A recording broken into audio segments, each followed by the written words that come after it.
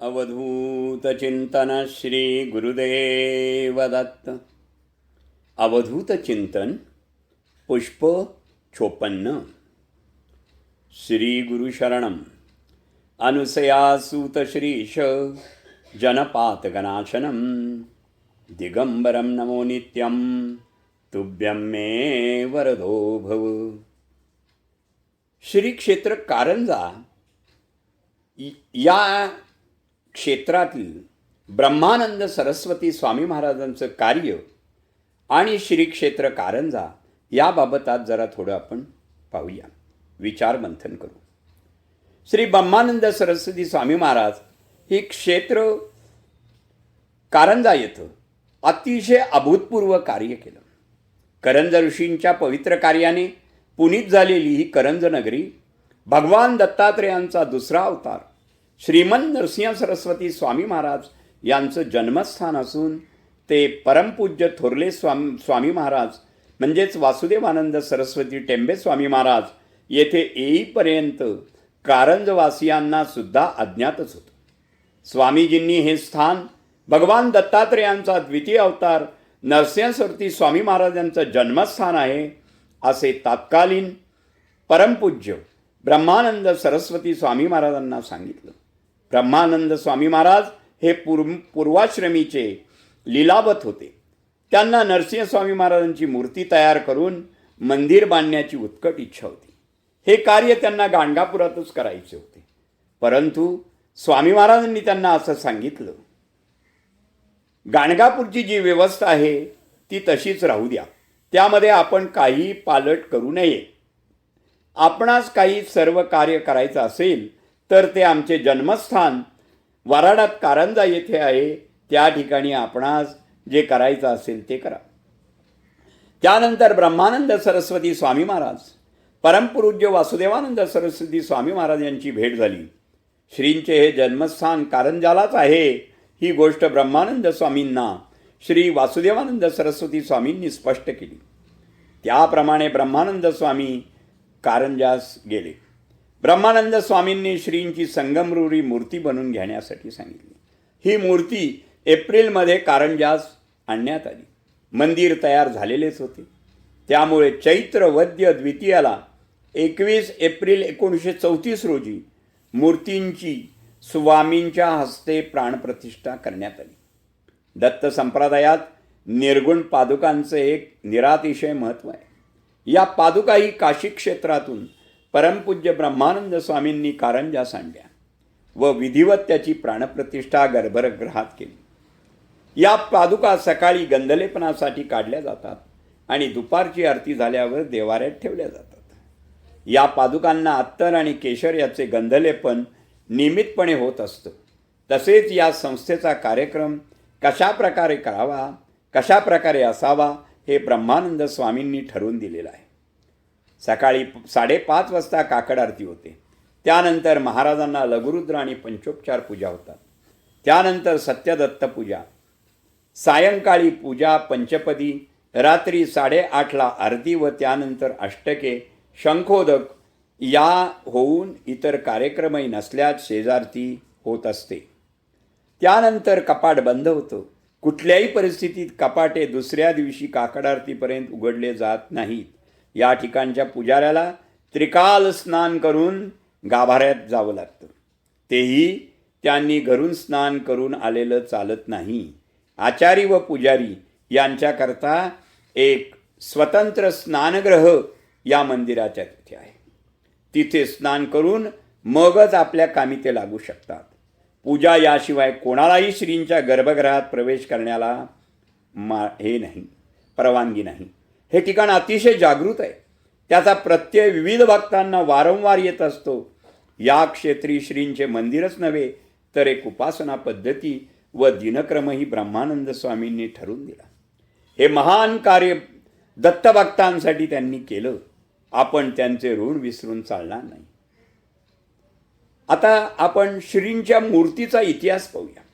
1827 भाद्रपद वद्य सप्तमी या दिवशी श्रेष्ठ दत्तभक्त श्रीमंत परमहंस परिवाराचार्य वासुदेवानंद सरस्वती संचार करीत असताना कारंजा क्षेत्री आले. तेथील हनुमान मंदिरात त्यांचा मुक्काम 2 दिवस होता.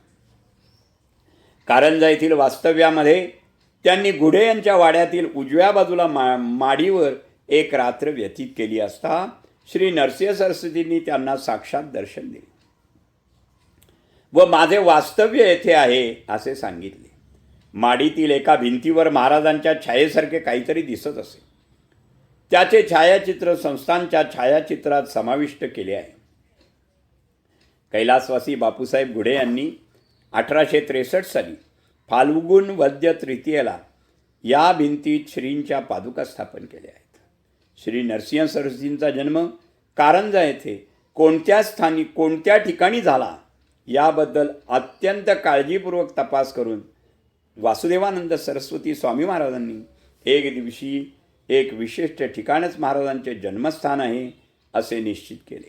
त्याप्रमाणे ती जागा विकत घेऊन तेथे श्रींचे मंदिर बांधावे असे ठरले.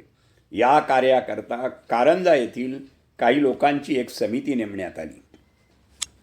परंतु या समितीच्या कार्याला त्वरित यश देण्याची चिन्हे न दिसल्यामुळे त्यांनी ग्रामस्थ लोकांना या जागेत एक महान सत्पुरुष जन्मास येऊन गेल्या कारणाने तुम्ही या जागेवर एखादे तुळशी वृंदावन बांधून त्याची पूजा अर्चा करावी म्हणजे सद्गुरूंची कृपा होईल असे सांगितले. पुढे 1924 साली श्री नरसिंह सरस्वती तथा दीक्षित स्वामी यांचा चातुर्मासानिमित्त समर्थ रामदास स्वामी यांचे पट्टशिष्य बालकराम यांनी कारंजा येथे स्थापना केलेल्या रामदासी मठामध्ये मुक्काम झाला. त्यावेळी कैलासवासी केशवराव गाडगे यांच्या मातोश्रींचे मन श्रींच्या पादुका स्थापन करण्याबाबत वळवलं. चातुर्मास समाप्तीनंतर श्री दीक्षित स्वामी निघून गेले व पुढे ब्रह्मीभूत झाले. 6 नोव्हेंबर 1933 रोजी ब्रह्मीभूत ब्रह्मानंद सरस्वती तथा लीलादत्त हे माहूरला जाण्याच्या उद्देशाने आपल्या शिष्य परिवारासह कारंजा येथे आले.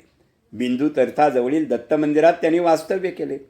श्री जन्मस्थळासंबंधीची सर्व हकीकत ग्रामवासीय लोकांकडून कळतात श्री ब्रह्मानंद स्वामी महाराज हे ताबडतोब कैलासवासी बाळाभाऊ महाजन यांच्या समवेत श्री गुढे यांच्या वाड्यात आले व माडीवर जाऊन श्रींचे दर्शन घेतले. त्यानंतर मंदिर बांधण्याकरता म्हणून वाड्याची मागणी केली. त्या ठिकाणी श्री नरसिंह सरस्वती स्वामी महाराजांची मूर्ती असलेले मंदिर बांधावे अशी मला श्रींची आज्ञा आहे असे त्यांनी सांगितले. वाड्याचे तत्कालीन मालक बापूसाहेब गुढे यांनी ज्या ठिकाणी पुरातन वटवृक्ष असून श्रींचा जन्म झाला आहे ती जागा मंदिर बांधण्यासाठी देण्याचे ठरवले. पंचांमार्थ कौल केले. ब्रह्मानंद सरस्वतींनी स्वतः ते स्थळ पाहिले. परमपूज्य वसुदेवानंद सरस्वती हे स्थळ निश्चित केले होते असे कळताच त्यांना अतिशय आनंद झाला. श्री ब्रह्मानंद सरस्वती स्वामींनी लोकांना या स्थानाचं महत्त्व पटवून दिले. लोकांची सहानुभूती मिळताच ती जागा विकत घेण्याच्या उद्योगाला प्रारंभ केला आणि त्या ठिकाणी मंदिर बांधण्याचा आपला मनोदय त्यांनी निश्चित केला. मुंबई मुक्कामी श्री ब्रह्मानंद सरस्वती स्वामी यांनी मंदिराकरता निधी जमवण्याचे प्रयत्न केले. मंदिर बांधण्याकरता आवश्यक असणारी सर्व रक्कम देणारे कोणी न मिळाल्यामुळे त्यांनी एक विनंतीपत्रक छापून ते संस्थानिक श्रीमंत लोक यांच्याकडे पाठवले. परंतु त्यालाही हवा तसा प्रतिसाद मिळाला नाही. तेव्हा त्यांनी आपले शिष्य श्री नाडकर्णी, त्यावेळचे कार्यवाह रघुनाथ विठ्ठलराव श्रोत्री इतर मंडळी बरोबर घेऊन काही संस्थानिकांकडे द्रव्य सहाय्यार्थ दौरा केला. परंतु त्याचाही फारसा उपयोग झाला नाही. प्रभुस्मरण करताच हे मंदिर सामान्य जनतेच्या मदतीनेच उभारले जावे अशी सद्गुरूंची इच्छा आहे असा विचार त्यांच्या मनात आला. लगेच या धोरणानुसार त्यांनी निधी जमवण्याचे काम निश्चित केले. स्वेच्छेनुसार प्रत्येकाने देणगी द्यावी असे स्वामींनी सांगताच मध्यम स्थितीतील बऱ्याच लोकांनी मदत केली. अशा प्रकारे मंदिर उभारण्याला आवश्यक असलेल्या निधीपेक्षा थोडा अधिक निधी जमला. तथापि अर्चेला आवश्यक असणारी रक्कम जमली नाही. सुमारे 1,500 रुपये कमी पडत होते. श्री ब्रह्मानंद सरस्वती स्वामींनी आपल्या जवळ असणाऱ्या वस्तू विकून ती तूट भरून काढली. अशा तऱ्हेने हे कारंजाचं गुरुमंदिर उभं राहिलंय. आज दत्तभक्तांवर ब्रह्मानंद स्वामींचे फार मोठे उपकार आहेत. दिगंबरा दिगंबरा श्रीपाद वल्लभ दिगंबरा दिगंबरा दिगंबरा श्रीपाद वल्लभ दिगंबरा शुभं भवतु शुभं भवतु शुभं भवतु.